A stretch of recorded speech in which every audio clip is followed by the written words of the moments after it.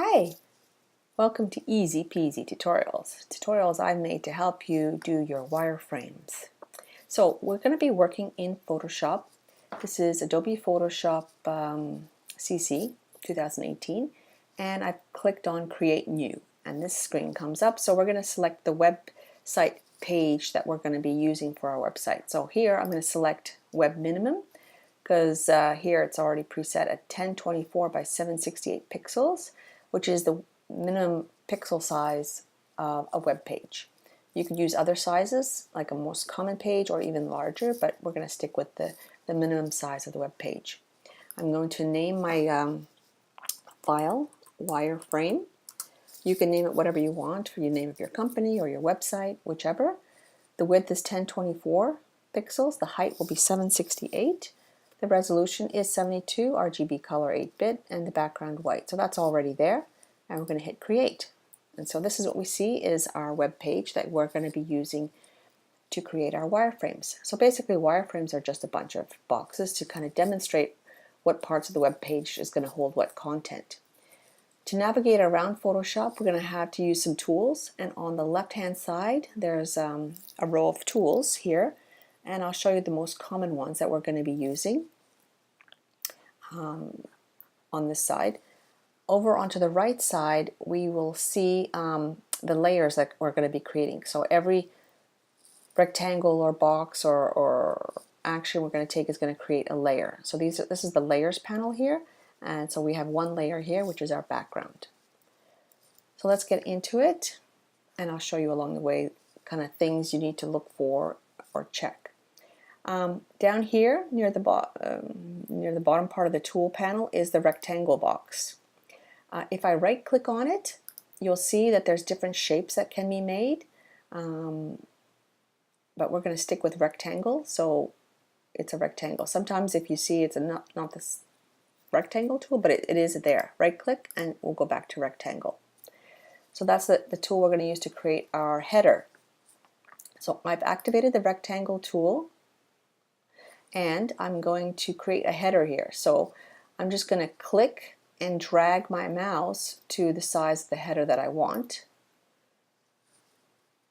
which is going to be like, I don't know, I'm choosing it to maybe be about that size. Okay, so now I've got a properties box that pops up, and it's also up on the top here. So you can see there's more than one place to see different things for the same function. So in my box here, I've already had the color selected as gray. That was the last color I used when I was working on it. So it's gray. It probably won't be like that for you. It'll probably be no color like that. Like when there's a line across it, that means it's blank. There's no color.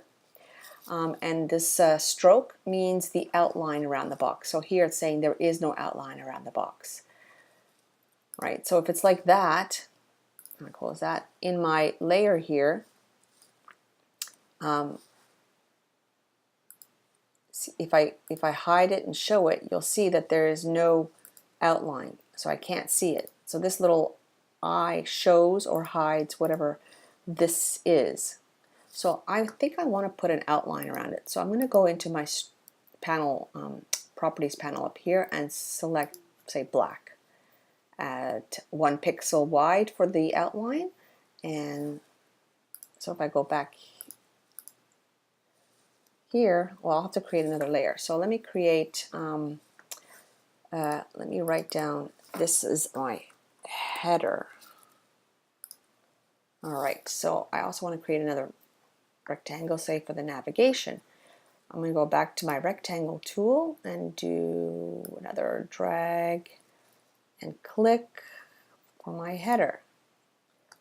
This time maybe I want my header to be, I don't know, light gray, maybe lighter than that. Okay, so you start seeing the layers start building up, right? So it's really important to name the layers. Oh, no, this is my navigation bar. So that once I have all my different layers, I'm not confused at what those boxes are. because I've already named them. So it's quite important to name them. So if I hide the navigation bar, you see there is an outline around my header, and there's a navigation bar.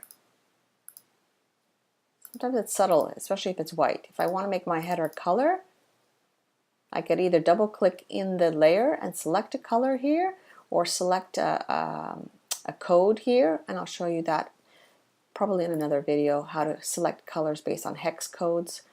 Or if I just click on that layer, go to my properties panel and fill it with, you know, something, I don't know, darker even, that might work. So it's starting to fill out. Okay.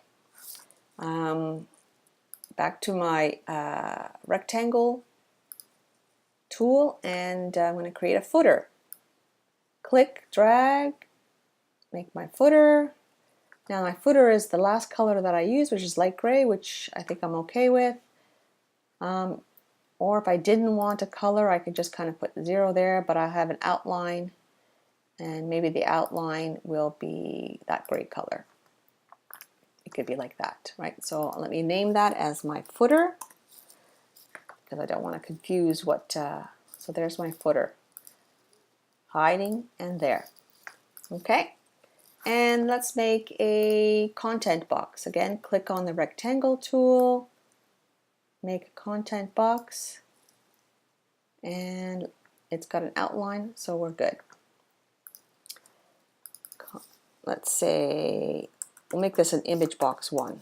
Now I want to create 3 image boxes, so instead of doing 3 times the same thing, I could just right click on that and go duplicate layer, make that image 2, and I'm going to do that again, duplicate layer, call that image 3.